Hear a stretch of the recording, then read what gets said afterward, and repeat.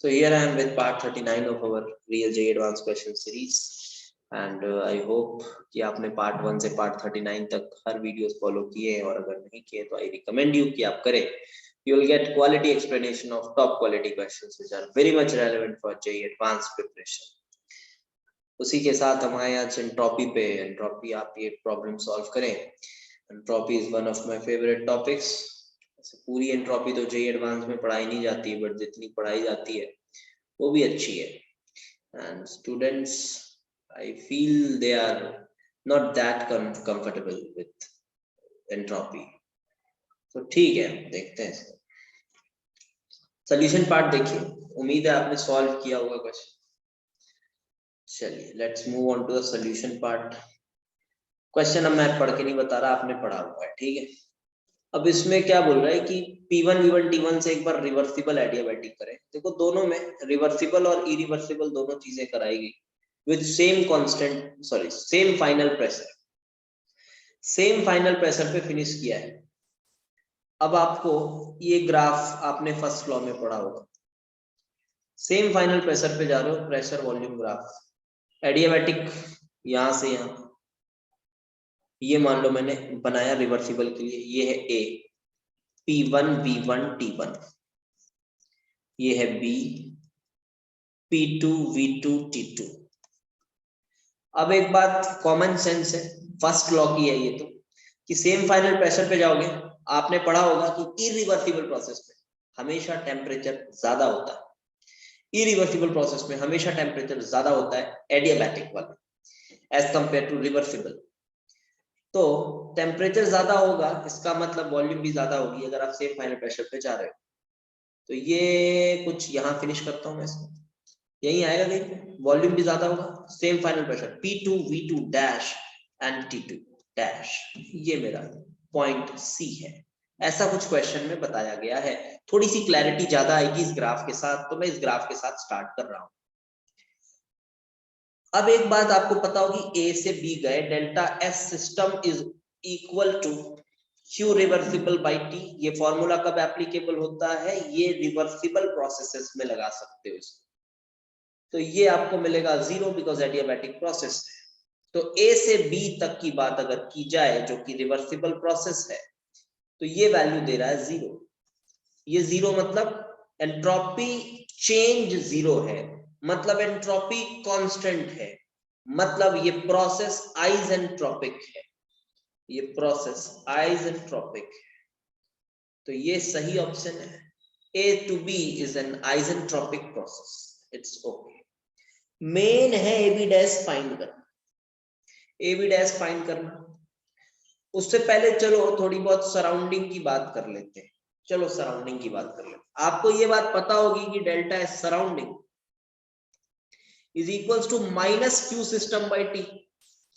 और ये formula reversible irreversible हमेशा लगता है, ध्यान रखना इस चीज. Always applicable. सराउंडिंग के लिए हर प्रोसेस रिवर्सिबल मान सकते हो. ये यही कहीं से आया है, ये आपने पढ़ा होगा अच्छे से. ये फॉर्मूला हमेशा लगता है, भले रिवर्सिबल हो या फिर इरिवर्सिबल हो. For surrounding, surrounding is so large that changes in a system does not affects its temperature, pressure and all. Surrounding का कुछ changes नहीं आते उसमें. तो इसलिए हम ये पढ़ते हैं कि delta S surrounding is equals to Q surrounding by T is always applicable and Q surrounding is minus Q system. तो minus Q system by T ये हमेशा लगता है, ध्यान रखना. अब Q system तो 0 ही है, भले वो प्रोसेस रिवर्सिबल हो या फिर इरिवर्सिबल हो. Q सिस्टम तो 0 ही है, क्योंकि है तो एडियाबैटिक प्रोसेस, है तो एडियाबैटिक ही प्रोसेस. तो Q सिस्टम 0 का delta S surrounding is 0 for both reversible as well as irreversible. तो ये गलत ऑप्शन है. यहाँ पे ये 0 बोल रहा है, लेकिन यहाँ बोल रहा है पॉजिटिव. नहीं, इरिवर्सिबल में positive total entropy change positive रहती है. जरूरी थोड़ी ना कि सराउंडिंग पॉजिटिव रहेगा. ये ऑप्शन ठीक नहीं है. ए बी डैश की बात करते हैं, सबसे इंटरेस्टिंग. अब देखो, अगर मुझे ये बी डैश मान लेता हूँ. चलो यहाँ क्वेश्चन में क्या दिया हुआ है, बी डैश दिया है ना, तो बी डैश मान लेते हैं. चलो देखो, अगर मुझे एंट्रोपी चेंज चाहिए ए बी डैश की, तो इसको मैं दो पोर्शन में तोड़ सकता हूँ. Entropy change A B plus entropy change BB dash.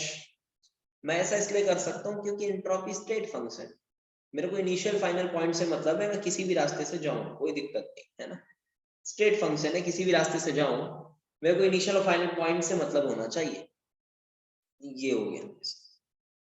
अब देखो ये तो 0 ही है, और अगर आप डेल्टा एस बीबी डैश की बात करें, डेल्टा एस बीबी डैश की बात करें, तो ये हो ना हो एक आइसोबारिक प्रोसेस है, ये एक आइसोबारिक प्रोसेस है। और आपने ये बात तो पढ़ी होगी कि delta S system for 1 mole of gas अगर मैं मानूं तो ये होगा NR होता था, तो R ln P initial by P final plus NCP, N को 1 मान रहे हैं, CP ln T2 by T1 जिसको मैं T final by T initial, ये अपना फॉर्मूला हुआ करता था डेल्टा एस सिस्टम के लिए। और आपको ये बात भी बता दूं मैं, ये भी बहुत बच्चे इसमें कंफ्यूज रहते हैं, बहुत बच्चे कंफ्यूज रहते हैं। इसका डेरिवेशन तो normal Q reversible by T से ही आता है, फिर इसमें first law of thermodynamics use करते हो ये आता है। बच्चों को ये लगता है कि ये तो रिवर्सिबल से डिराइव हुआ है, तो ये फॉर्मूला रिवर्सिबल प्रोसेसेस में ही लगेगा। भ्रम है आपका, ऐसा नहीं होता है। क्योंकि अगर इनिशियल फाइनल स्टेट सेम है, अगर इनिशियल फाइनल स्टेट सेम है, तो वो रिवर्सिबली गया हो या इरिवर्सिबली गया हो क्या फर्क पड़ता है। एंट्रोपी तो एक स्टेट फंक्शन है, एंट्रोपी तो एक स्टेट फंक्शन है, वैल्यू तो डेल्टा एस की सेम ही आएगी। तो रिवर्सिबल हो इरिवर्सिबल हो उससे फर्क नहीं पड़ता, अगर स्टेट सेम है, जैसा आइसोथर्मल में होता है। आइसोथर्मल रिवर्सिबल इरिवर्सिबल दोनों के लिए आप ये लगा सकते हो सिस्टम में, क्योंकि स्टेट सेम है। यहां हम तोड़ के कर रहे हैं उसको, क्योंकि एडियाबैटिक में रिवर्सिबल इरिवर्सिबल की स्टेट सेम नहीं रहती। अगर आपने बेसिक्स पढ़े हैं अच्छे से, थोड़ा डीप में एंट्रोपी पढ़ी है, तभी मेरी बातें आपको थोड़ा आप कनेक्ट कर पा रहे हो इसके साथ, ठीक है। तो देखो ये बी है, ये बी डैश है, तो ये तो आइसोबारिक प्रोसेस है, तो इसमें ये वाला टर्म कैंसिल हो गया, तो ये सिर्फ क्या बचा, Cp ln Tf by Ti। तो ये कुछ ऐसा हुआ ना, Cp ln Tf क्या है final, T2 dash bye Ti क्या था, T2। तो ये एक फॉर्मूला है जिसमें कोई भी गलती नहीं है, इसलिए हम इसको सही मान सकते हैं। जी बिल्कुल, दिस रिलेशन होल्ड्स ट्रू। अब आते हैं इस पे, ये कैसे हो रहा है। चलो इमेजिन करो एक सिचुएशन, इसी का एक अल्टरनेट वे बताता हूँ आपको। आपने मान लो P1 था, क्या था इनिशियली, P1 V1 T1, तो मैं बस प्रेशर को लेके चलता हूँ। चलो P1 T1 से मैं गया P2 T2 डैश, यही हुआ है ना, कहां तक गए finally, P2 T2 dash, P1 T1 से P2 T2 डैश हम गए। तो इसको मैं थोड़ा स्प्लिट करता हूं, पहले मैंने P2 अचीव किया T1 पे ही, फिर मैंने P2 पे ही T2 डैश अचीव किया, तो मैं ऐसा मान सकता हूं कि ये प्रोसेस मैंने आइसोथर्मली कराया और ये प्रोसेस मैंने आइसोबारिकली कराया, ठीक है। तो अगर मैं इस फॉर्मूले को देखूं, इस फॉर्मूले ये वाले, तो ये फॉर्मूला तो लगेगा ही लगेगा, यहाँ क्या लगेगा, डेल्टा एस आइसोथर्मल के लिए, डेल्टा एस ये मान लो तुम्हारा ए है, ये तुम्हारा बी डैश है, ये बीच का स्टेट मैंने कुछ लिखा, ठीक है। तो डेल्टा एस यहां से यहां तक के लिए कितना होगा, यहां से यहां तक के लिए टेम्परेचर कांस्टेंट है, तो टी वाला टर्म गया, तो क्या बचा, सिर्फ बचा are L N P1 by P2।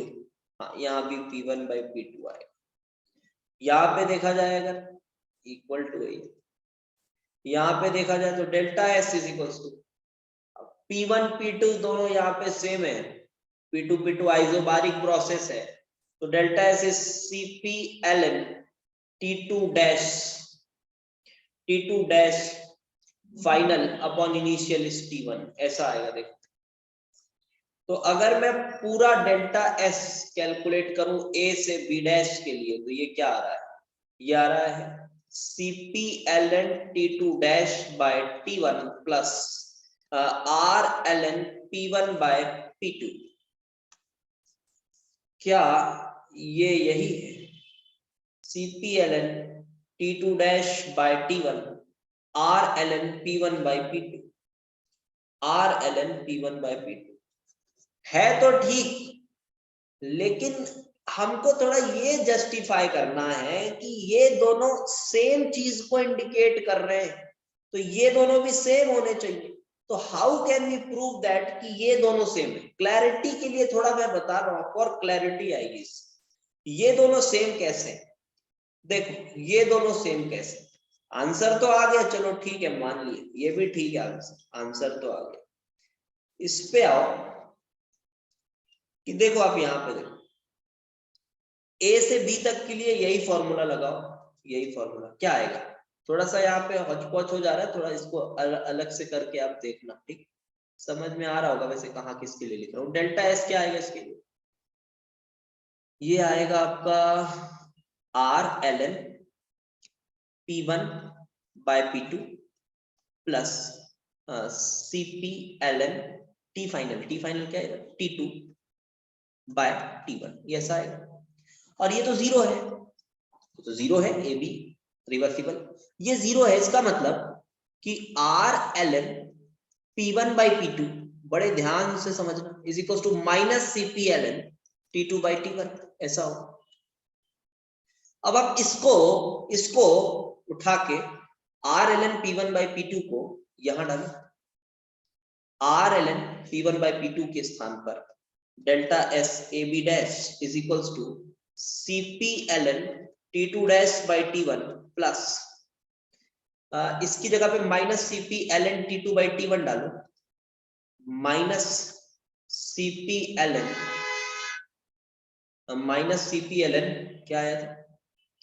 T2 by T1 डालो, तो आपको दिखेगा ये T1 कैंसिल होगा लॉग वॉग खोलने के बाद, और फाइनली ये भी जो आएगा वैल्यू वो इसी के बराबर आएगा, T2 डैश बाई T2 ही आ जाएगा, ये दिख रहा है, T2 डैश बाई T2 ही आ जाएगा। आप देख सकते हो delta S A B dash is equals to CP LN T2 dash by T2। तो इस तरह से ये प्रूव होता है कि ये दोनों चीजें सेम ही है। तो उम्मीद है आपको एडियाबैटिक एंट्रोपी चेंजेस को लेकर थोड़ी और क्लैरिटी आई होगी। अगर आपको ये क्वेश्चन बन गया तो बहुत अच्छी बात है, आपकी प्रिपरेशन बहुत अच्छी है, ठीक है। उतना मुश्किल नहीं था, बट अगर आपने अच्छे से कंसेप्चुअल स्टडी की है तो आपको बन गया हो। ओके ठीक है, तो कमेंट करके जरूर बताओ यार कि आपको कैसा लगा ये क्वेश्चन, और इसी तरह के क्वेश्चंस के साथ आते रहेंगे। Thanks a lot.